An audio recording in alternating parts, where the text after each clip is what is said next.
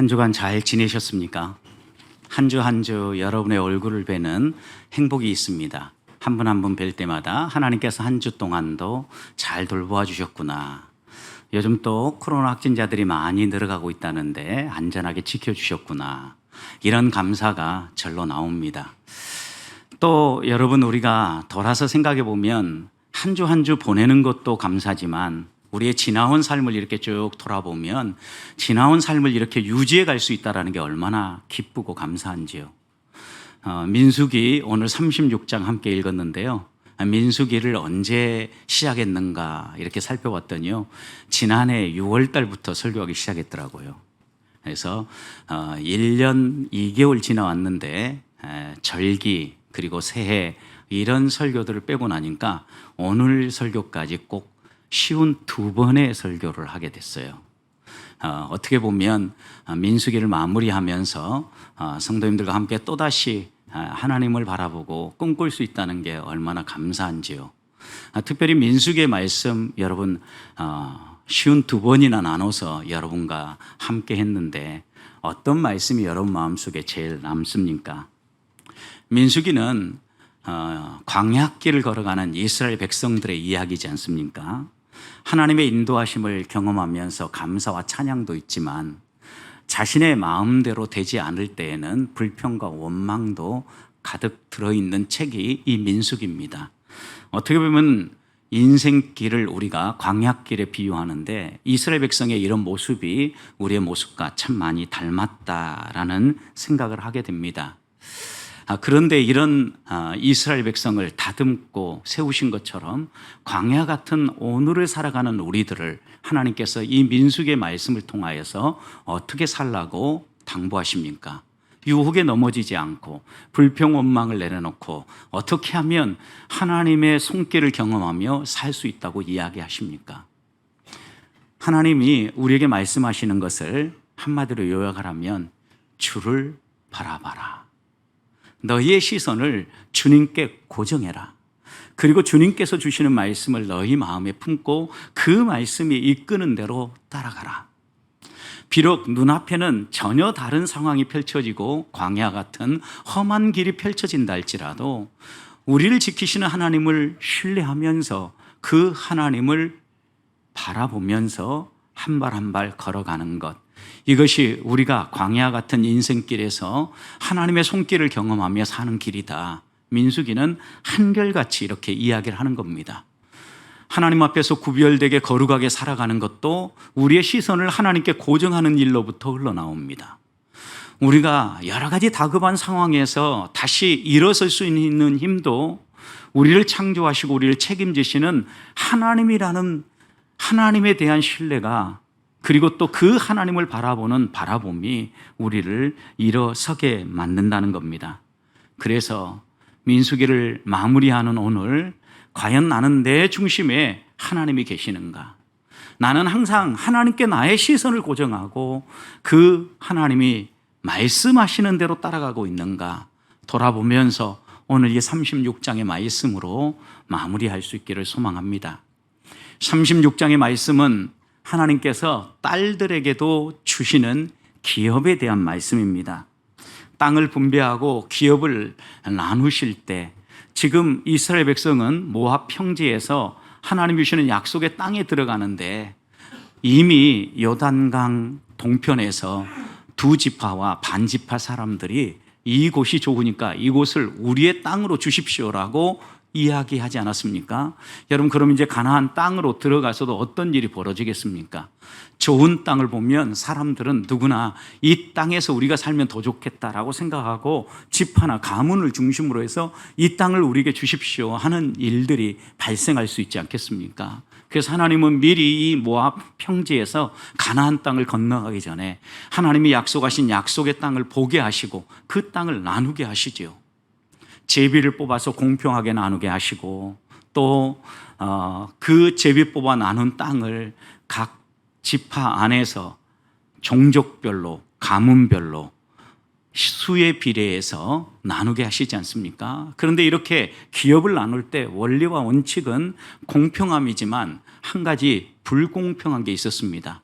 아들들이 없고 딸만 있는 가정의 경우는 기업을 받을 수가 없었다라는 겁니다. 딸들은 아들들에게 남자에게 시집가고 나면 다른 가정으로 옮겨간다고 생각했기 때문에 딸들에게 기업을 주지 않았죠. 슬로보앗의 딸들이 곰곰이 생각해 보니까 불공평하게 생각되는 거예요. 우리는 아들들이 없으니까 우리를 위해서도 아버지와 함께 기업을 달라라고 요청을 한 겁니다. 그때 하나님은 이들의 요청을 받아들이시고 기업을 분배해 주시죠. 이미 하나님께서는 슬로보앗의 딸들에게도 기업을 주시겠다 약속을 했습니다. 그런데 이제는 이 모압 평지에서의 일들도 마무리되고 가나안 땅을 들어가려고 하는데 또 다른 그룹, 슬로보앗의 가정이 소속되어 있는 종족, 그 종족의 수령들이 곰곰이 생각을 해보니까 슬로보앗의 딸에게 준 이 기업이 잘못하면은 다른 지파에게도 넘어갈 수 있겠다 생각한 거예요. 여러분 생각해 보십시오. 지파의 땅을 어떻게 나눴어요? 크게 그림을 그려가지고 거기에서 제비를 뽑았어요. 12덩어리를 나눠가지고. 그런데 12덩어리를 나눈 곳에서 각 가문, 각 가정의 수에 비례해서 땅을 분배해 줬잖아요. 그거는 제비를 뽑은 게 아니라. 그런데 슬로보와 딸에게도 기업을 줬기 때문에 이 기업이 다른 지파에게 시집 간다고 생각해 봐요. 그럼 이 기업이 어떻게 되겠어요? 다른 지파로 옮겨지겠죠. 각 지파의 땅이 이렇게 딱 분별되어 있는데 다른 지파에게로 그 땅을 준다고 하면 이제 우리의 땅, 우리 지파의 입장에서는 길르앗 사람들의 이 요셉 자손이니까 요셉 지파죠. 이 지파의 입장에서는 우리의 땅을, 우리의 기업을 잃어버릴 수 있겠다라고 생각한 겁니다. 그래서 이들은 1절 말씀을 보시면 요셉 자손의 종족 중 므낫세의 손자 마길의 아들 길르앗 자손 종족들의 수령들이 나와 모세와 이스라엘 자손의 수령된 지휘관들 앞에서 말을 했다. 무슨 말을 했겠습니까? 슬로보와 딸들에게 준 이 기업 때문에 우리의 기업이 줄어들 수 있습니다. 분명히 공평하게 이렇게 제비 뽑았는데 이것을 그렇게 준다면 문제가 생길 것 같습니다. 라고 이야기를 한 거죠.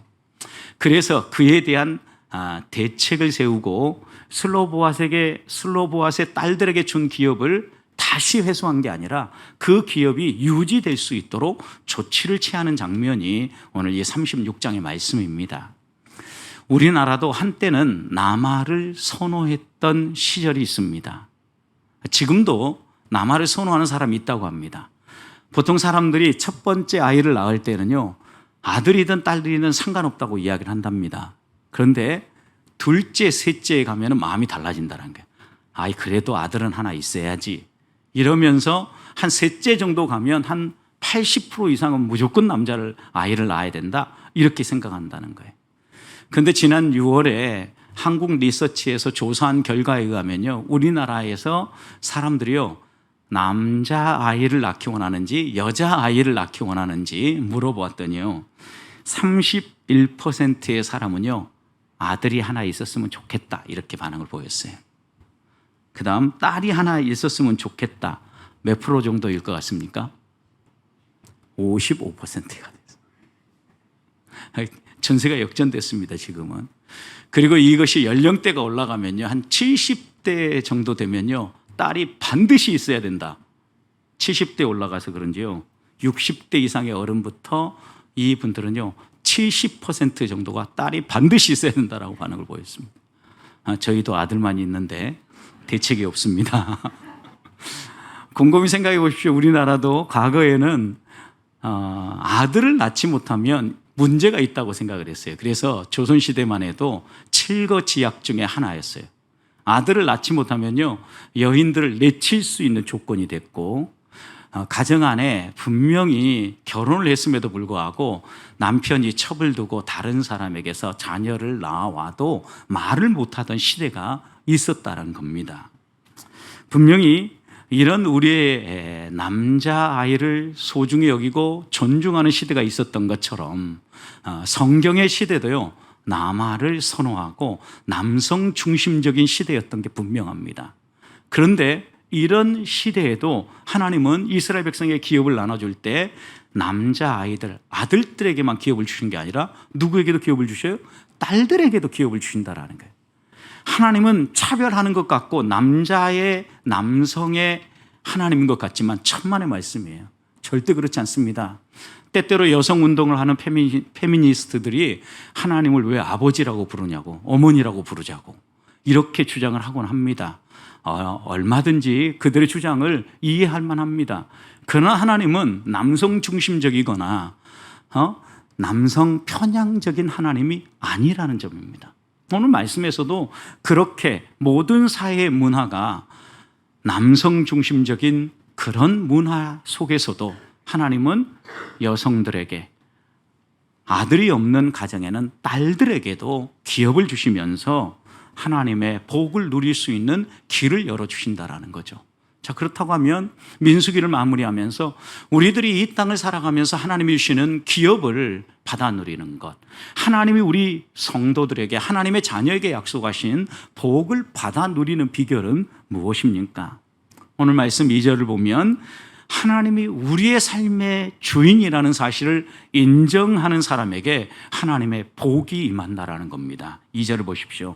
이르되 여호와께서 우리 주에게 명령하사 이스라엘 자손에게 제비를 뽑아 그 땅에 기업을 주게 하셨고 여호와께서 또 우리 주에게 명령하사 우리 형제 슬로보앗의 기업을 그의 딸들에게 주게 하셨다.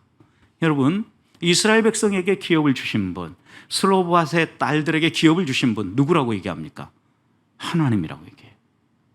분명히 제비를 뽑아서 나눴고 그들이 서로 수에 따라서 합리적으로 불평불만이 없도록 그들이 손수 나눈 것 같지만 배후에서 일하시는 하나님이 나눠주셨다라는 겁니다. 여러분, 그래서 우리가 이 땅을 살아가면서 하나님이 약속하신 복을 누리는 첫 번째 가장 중요한 비결은요, 하나님이 내 인생의 주관자일 뿐만이 아니라 내 삶의 주인이라는 사실을 인정하는 사람에게 그 복이 주어진다는 겁니다. 하나님이 분명히 우리의 삶의 주관자라고 하면 우리의 삶이 달라질 수밖에 없어요. 그런데 많은 사람들이 이 땅을 살아갈 때요, 우리가 가진 모든 것들, 우리의 삶의 모든 것들이요, 하나님의 손에 달려있다라고 생각하지 않는다라는 거예요. 심지어는 예수님을 믿는 사람들도요, 예배당에서 말씀을 드릴 때, 예배할 때는 인정하지만 실제 살아갈 때는 그렇게 하지 않는다라는 겁니다. 오늘 땅, 기업에 대한 이야기지 않습니까? 하나님은 땅에 대해서 뭐라고 얘기합니까? 레위기 25장 23절 보면 이렇게 말씀합니다. 토지를 영구히 팔지 말 것은, 여러분, 토지는 영구히 팔지 말라는 거예요. 영구히라는 것은요, 어느 일정 시간을 이야기하는 것이 아니라 절대 금지예요.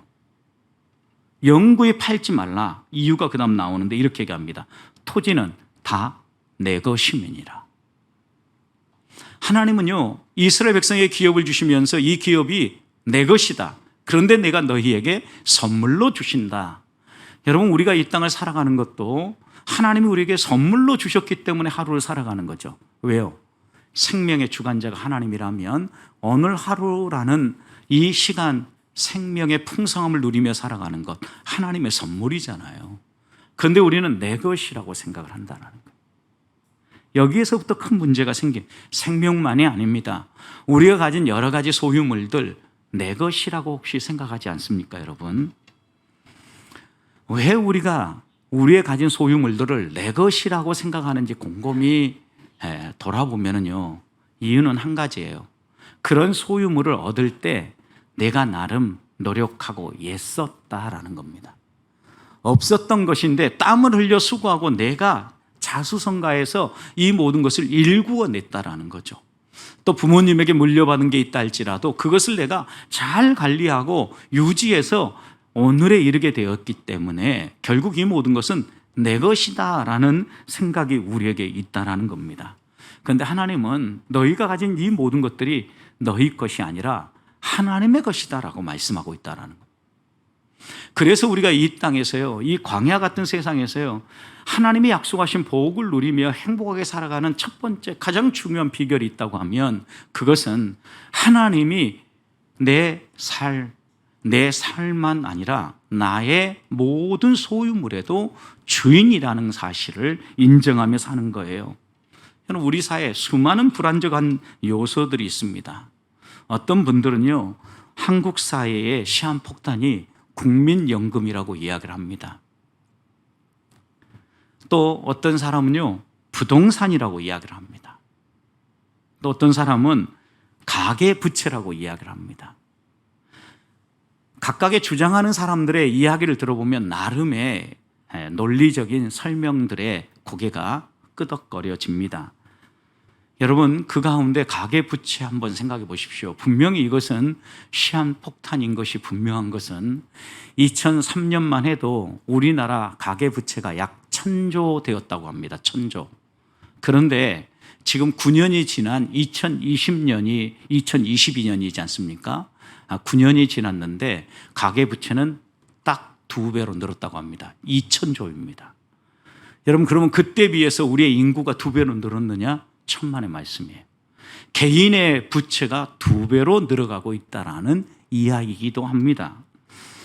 여러분, 이런 것들을 보면 왜 사람들이 가계부채가 올라가는가 봤더니 지난 이 부동산 문제 때문에, 주거 문제 때문에 주거 문제를 안정화시키기 위해서 돈을 빌려서 부채를 끌어안고라도 집을 마련한 거예요. 그래서 우리의 사회에 영끌족이라는 말이 나오지 않았습니까? 영혼까지 끌어모아서라도 부동산은 사놔야 되겠다.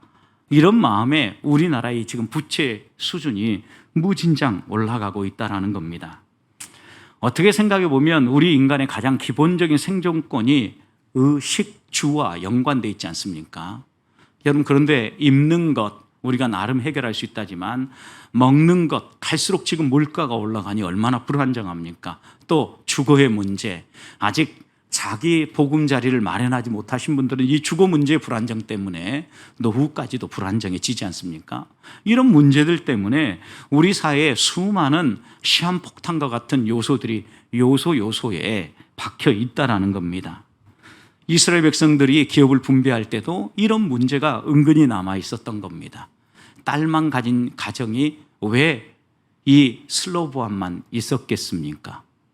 분명히 그들이 적어도 200만 정도 되었다고 하면 여러분, 그 가운데는요, 딸만 둔 가정이 여러 가정이 있었을 거예요.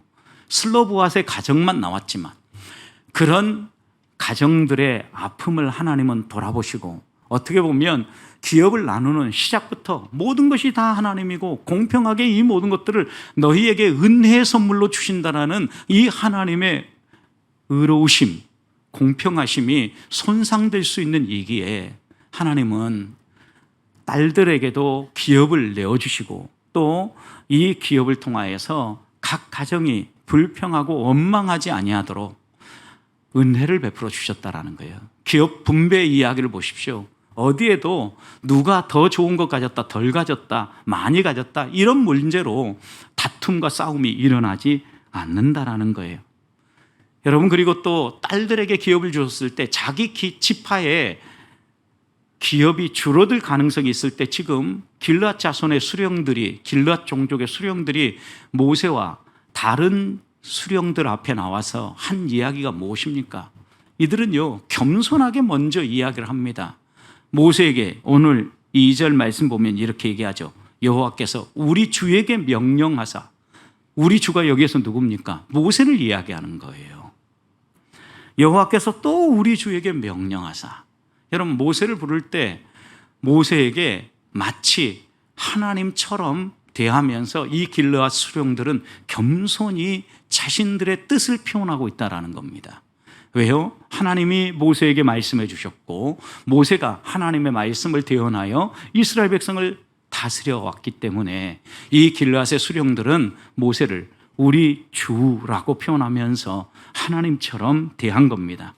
근데 이게 다가 아니죠. 이 길르앗 수령들은요, 자신들의 문제점을요, 모세와 그리고 자신들과 똑같은 처지에 있는 다른 수령들 앞에서 하나하나 풀어 설명했다라는 겁니다. 집단적 행동을 할 수 있습니다. 우리는 이렇게 되면은 우리의 지파가 우리 지파의 기업이 줄어들 수 있습니다. 자기의 기득권을 생각하면서 집단적 행동을 할 수도 있었을 텐데 그런 방법을 선택하지 아니하고 모세와 수령들 앞에 나와서 자신들의 현재 가지고 있는 문제점, 앞으로 발생할 수 있는 문제점이 무엇인지에 대해서 이야기를 하고 함께 해결책을 찾고 있다는 겁니다. 사랑하는 성도 여러분, 하나님이 우리의 삶의 주인이고 하나님이 우리의 모든 것들을 주관하신다라는 걸 인정하면 때로 좀 불합리해 보이고 어떤 조치들이 잘못된 것처럼 보인 일들을 만난다 할지라도 당황하거나 또 그것 때문에 불평하거나 원망하지 않을 수 있습니다. 왜요? 하나님이 주관하신다면 이 불공평한 문제도 해결해 주실 것을 믿기 때문입니다. 그래서 이들은 하나님 앞에 나아가서 이야기하는 것을 모세와 그 수령들 앞에서 자신들의 문제를 드러내고 이 문제에 대한 하나님의 해결책을 구한 것입니다. 사랑하는 성도 여러분, 한 주간 살아감에 있어서 하나님이 내 삶의 주인이라는 걸 나는 인정하며 살고 있는가 돌아봅시다.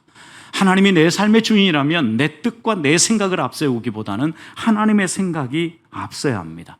하나님의 말씀이 가르치는 교훈이 내가 행동하는 행동의 원리가 되어야 합니다. 하나님을 내 삶의 주인으로 모시고 한 주 살아감으로 하나님이 우리에게 약속하신 모든 복을 받아 누리는 성도들이 되시기를 축복합니다. 두 번째, 하나님이 약속하신 복을 누리는 비결은 마땅히 지켜야 될 것을 지키는 겁니다. 3절을 보십시오.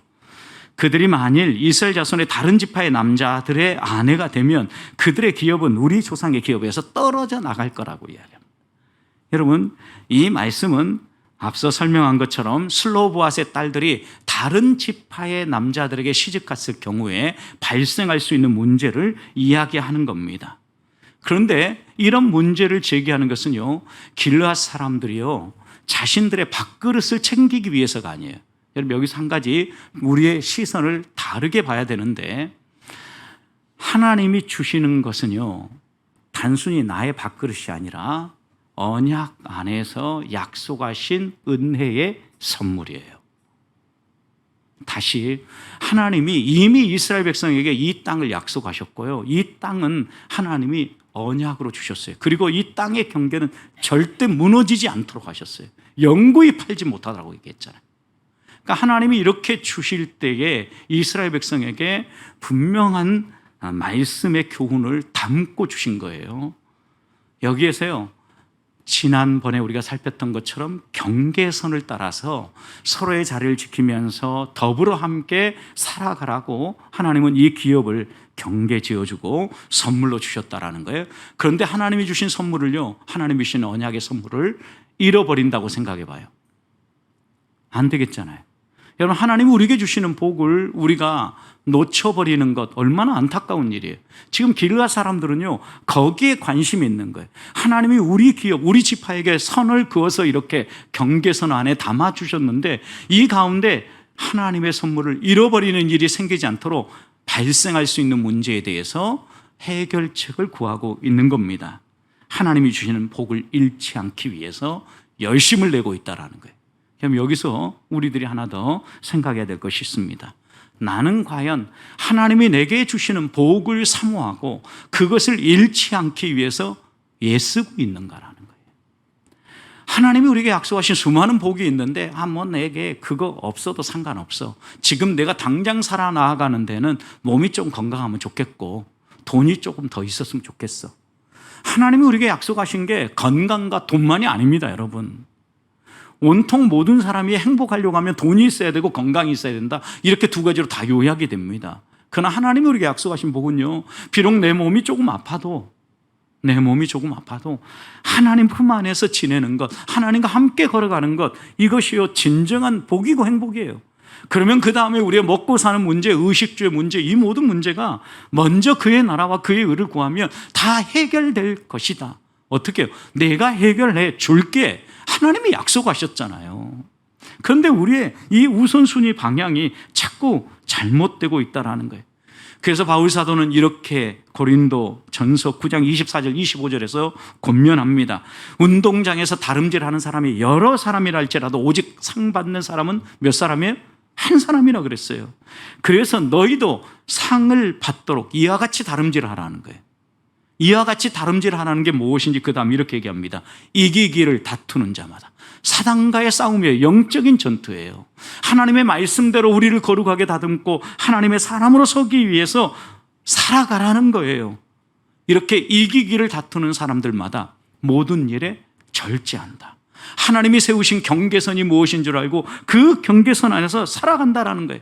썩을 것을 위해서 싸우는 자가 아니라 썩지 아니할 것을 위해서 싸우는 자가 되어라 당부하는 겁니다. 하나님께 칭찬받고 하나님이 약속하신 상, 곧 우리가 이 땅을 살아가면서 누려야 될 하나님이 약속하신 복이잖아요. 이 복을 누리기 위해서 우리는 얼마나 사모하고 얼마나 하나님 앞에서 간절히 바라보느냐는 거예요. 그래서 하나님께서는요, 길르앗 사람들의 이런 제안을, 이런 문제 제기를 받으시고요, 슬로보아 딸들에게 명령하시죠. 6절과 7절 말씀 보면 이렇게 얘기합니다. 슬로보아 딸들에 대한 여호와의 명령은 이러하니라. 이르시되 슬로보아의 딸들은 마음대로 시집가려니와 오직 그 조상의 지파의 종족에게로만 시집갈지니라. 여러분, 슬로보아 딸들에게 지침을 줬습니다. 너희 마음대로 시집가라. 여기 마음대로라는 건 내 마음 하고 싶은 대로 이 말이 아니라 너희 마음에 좋은 대로, 그런 의미예요. 그래서 여기 마음대로라는 것은 또 다른 말로 바꿔보면 가장 좋은 대로, 이렇게 얘기할 수 있어요. 그러니까 슬로보아 딸들에게 너희가 선택을 하되 가장 좋은 신랑감을 찾아서 시집가라, 이렇게 이야기하는 거죠. 여러분, 그런데 여기에 조건이 하나 붙었습니다. 가장 좋은 신랑감을 고르는데 경계선을 하나 그어준 거죠. 그 경계선이 어디입니까? 너희 종족 안에서. 왜요? 기업이 다른 데로 흘러가지 않도록 하기 위해서, 그 종족 안에, 그 가문 안에, 그 지파 안에 그 기업이 그대로 남도록 하기 위해서 이 슬로보아의 딸들이 지켜야 될 일인 거예요. 여러분, 그런데 아까 말씀드렸던 것처럼 딸들만 둔 가정이 슬로보아 가정만 아니라는 거 금방 알 수 있는 게 이어지는 8절 보십시오. 이스라엘 자손의 지파 중에 그 기업을 이은 딸들은 그 다음 단어가 뭐예요? 모두 그랬어요. 모두. 그러니까 슬로보아의 딸만이 아니에요. 딸들 가운데 기업을 이렇게 받은 다른 딸들의 기업이 있었다라는 거죠. 그러니까 그렇게 기업을 받은 딸들은 모두 어떻게 하라는 거예요? 자기 조상 지파에 종족되는 사람의 아내가 되어라. 다른 데 시집가지 말라는 거죠. 기업이 경계선을 넘어가지 않도록 너희가 가장 좋은 사람 선택해서 마음대로 시집가도 좋은데 종족의 그 경계선은 넘지 말고 그 종족 안에서 가장 너희 마음에 드는 남편감을 찾아라 라고 이야기하는 거죠. 어떻게 보면 신약 시대를 살아가는 우리들에게 하나님께서 너희 마음에 드는 사람, 너희에게 가장 좋은 아내감, 남편감 선택해라. 그런데 어디에서요? 믿지 아니하는 자와 멍에를 같이 하지 말라는 말씀을 통해서 믿음의 테두리 안에서 가정을 이루라는 말씀과 마찬가지죠. 하나의 테두리를 하나님이 그려주신 것이에요. 여기에서 우리는 하나님이 주시는 교훈을 마음에 새겨야 합니다. 하나님이 오늘 또 우리들에게 약속하신 복을 주기 원하셔요. 그 복을 받아 누리는 사람은요, 하나님이 주신 그 복을 받고자 하는 선한 열심이 있는 사람, 하나님이 이미 우리에게 약속하시고 이미 우리에게 주신 것을 지켜내고자 하는 열심이 있는 사람이에요. 하나님의 사람, 성도는요, 구별된 사람이에요. 거룩한 삶이에요. 그러니 우리의 삶에 거룩이 묻어날 수 있도록 우리 자신을 다스리고 그것을 지키고자 애쓰는 사람에게 하나님이 더 크고 놀라운 약속의 복을 내려주신다라는 것을 잊지 말아야 합니다.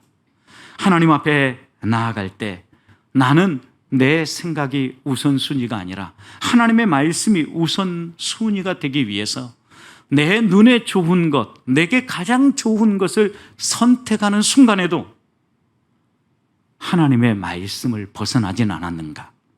하나님은 종족 간에서 그 남편감을 구하라고 하시는데 나는 이 말씀의 테두리를 벗어나진 않았는가? 돌아보면서 하나님 나라에 적합하고 또 하나님의 공동체에 유익한 선택을 하면서 한 줄을 사시기를 소망합니다. 아무도 보느니 아무도 나를 바라보는 눈이 없는 것 같아도 하나님은 우리를 살피십니다. 우리가 하나님을 향하여서 거룩한 열심을 가지면 하나님이 우리에게 채우실 것을 믿고 달려가는 성도들이 되시기를 축복합니다. 마지막으로 우리가 복을 받아 누리며 이렇게 유지하며 살아가는 길은요, 오늘 4절 말씀을 보면 하나님의 말씀을 가까이 하는 거예요.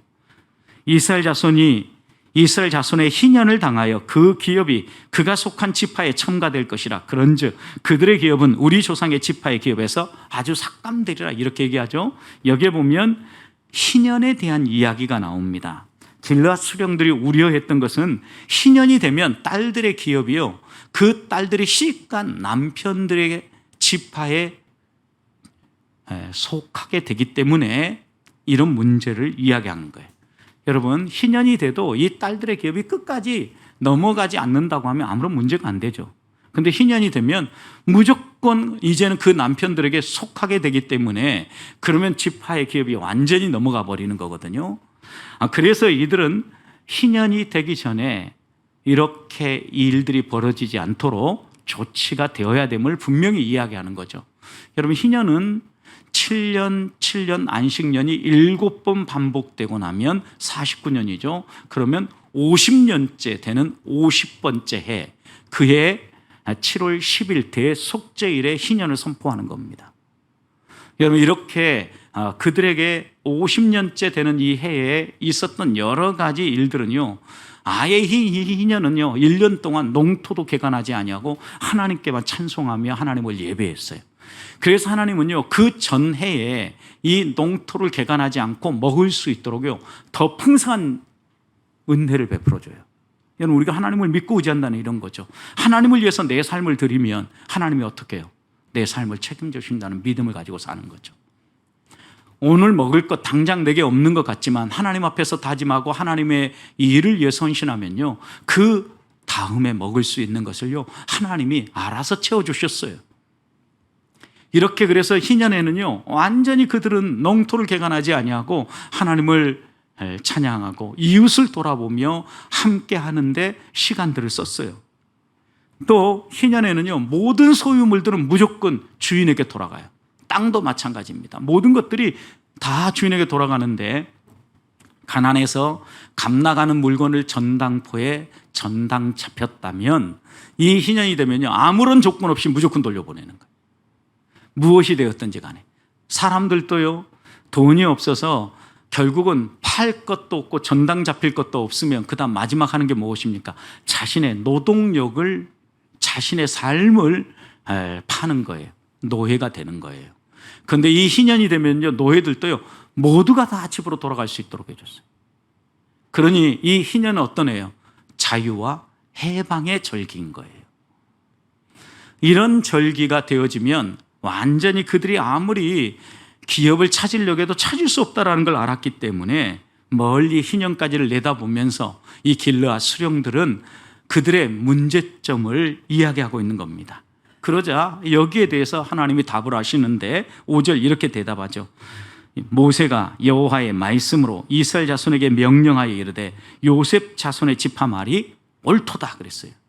하나님의 말씀이에요. 이거 모세의 대답이 아니에요. 모세가 대답을 하는데 어떻게 대답을 합니까? 자신의 경험과 자신의 지혜로 대답한 것이 아니라 하나님께 나아가서 간절히 기도했을 거예요. 하나님의 뜻을 구했을 거라고요. 그러니 그 다음 어떻게 나옵니까? 여호와의 말씀으로 그랬어요. 여호와의 말씀으로 이스라엘 자손들 전부에게 명령하기를 요셉 지파가 지금 이야기하는 이 말이 옳다. 이 말을 들어줘야 된다라고 이야기한 거예요. 성도의 행동의 결정은요 다른 데서 나오는 게 아니에요. 하나님으로부터 흘러나와요. 말씀으로부터 흘러나와요. 그래서 우리가 중요한 결정을 해야 되고 지혜가 필요할 때는요 어김없이 하나님 앞에 나아가야 되고 말씀 앞에 나아가서 무릎 꿇어 구해야 되는 거예요. 하나님은 그러면 이렇게요 우리의 경험과 지혜로 살아가는 것이 아니라 말씀을 따라 살아갈 수 있도록 대답해 주셔요. 히브리서 저자는 히브리서 4장 12절에서 하나님의 말씀에 살아있음을 또 운동력이 있음을 능력이 있음을 어떻게 묘사합니까? 우리의 생각을요 수술한다 그랬어요. 우리의 마음의 생각과 뜻을 판단하면서요 하나님의 뜻에 맞출 수 있도록 수술해 간다라는 거예요. 여러분, 그러니 하나님 말씀 앞에 나아가면 우리의 생각과 우리의 판단을요 하나님이 다듬어 주셔요. 곁으로 잘못된 길로 가고 있으면 어떻게 해요? 가지치게 해 주셔요. 이게 뭐예요? 예리한 칼날로 수술한다는 의미예요. 우리가 그래서 하나님 앞에 나아가고 말씀 앞에 서서 하나님, 제가 이런 고민이 있습니다, 이렇게 하기를 원하는데 하나님 어떻게 해야 합니까? 라고 할 때 하나님은 우리에게 반드시 말씀해 주시고 응답해 주신다라는 거예요. 우리가 그 응답을 따라 살아가는 거예요. 바른 판단을 하고 바른 결정을 하기 위해서 평강의 하나님 앞에 나아가는 것 꼭 필요합니다. 은혜의 보좌 앞으로 나아가야 합니다. 그래야 하나님의 말씀으로 우리가 다른 사람들을 지도할 수 있고 하나님의 말씀으로 다른 사람들을 이끌 수 있는 자리까지 나아갈 수 있다는 거예요. 하나님은 우리가 하나님의 말씀만 스스로 먹고 끝나는 사람이 아니라 하나님이 주신 말씀을 먹고 그 말씀을 이웃들에게 먹여주는 사람이 되기를 원해요. 오늘 본문에서 만나는 이 모세처럼 궁금한 점이 있을 때 하나님 앞에 나아가서 기도하고 그 기도한 것들을 가지고 백성들을 지도했던 것처럼 우리들이 이렇게 살기를 원하신다라는 말씀입니다. 그래서 우리는 하나님 앞에 나아가서 하나님의 뜻대로 기도해야 합니다. 요한일서 5장 14절 말씀을 보면 그를 향하여 우리가 가진 바 담대함이 이것이니 그의 뜻대로 무엇을 구하면 들으심이라 그랬어요. 하나님의 뜻대로 구하시면 들어주신다는 우리의 담대함이에요. 우리가 당당하게 하나님 앞에 나아가서 이것이 하나님의 뜻이고 하나님의 말씀을 따라 구하는 것이라면 꼭 들어주실 것을 믿는 거예요. 여러분, 그럴 때 성도에게는요 힘이 있어요. 당당함이 있어요. 저는 우리 보배 성도들이 그렇게 살아가기를 소망합니다. 사랑하는 성도 여러분, 하나님 앞에 우리가 가까이 해야 될 것은 무엇입니까? 하나님 앞에서 이 광야 같은 세상을 지나면서 가까이 해야 될 것은 하나님이며 말씀입니다. 말씀을 존귀히 여기고 그 말씀을 주시는 하나님을 존귀히 여기면 하나님은 우리가 구할 때마다 변함없이 응답해 주신다는 말씀입니다. 민수기를 마무리하면서 마음에 새겨야 될 게 무엇입니까? 우리 중심에 하나님이 계십니까? 이스라엘 진영의 광야에, 이 광야길의 중심에 여호와의 궤가 있었고 하나님이 머무셨던 것처럼 우리의 삶에도 하나님이 머무느냐는 겁니다. 말씀을 따라 살아가면 실패하지 않습니다. 하나님이 이끄시는 대로 지금 당장은 손해보는 것 같아도 따라가면 실패하지 않습니다. 하나님은 우리를 위하시는 분이십니다. 광야 같은 세상 하나님 붙잡고 날마다 승리하는 우리 성도들이 되시기를 주님의 이름으로 축복합니다.